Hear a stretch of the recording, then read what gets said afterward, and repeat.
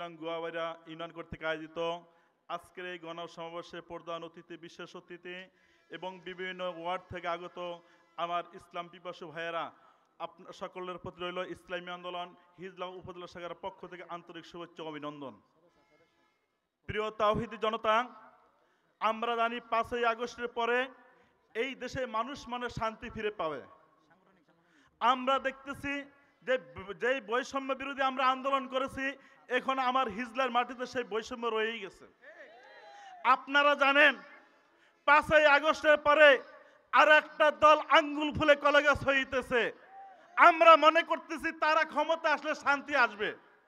হিজলার মানুষ জানে 5ই আগস্টের পরে যারা চর দখল করতেছে, যারা ঘাট দখল করতেছে, যারা বাজার দখল করতেছে, তারা নাকি এই দেশের শান্তি দেখাইবে। প্রিয় তাওহীদি জনতা, আমরা জানি যারা শান্তি দেখানোর কথা বলে তাদের মাধ্যমে শান্তি আমরা কোনোদিন দেখব না। শান্তি পেতে হলে ইসলামী আন্দোলনের ছায়াতলে আমাদের আসতেই হবে। এই বলে আমার সংক্ষিপ্ত বক্তব্য শেষ করেছি। ওয়া আখিরু দাওয়ানা আলহামদুলিল্লাহি রাব্বিল আলামিন।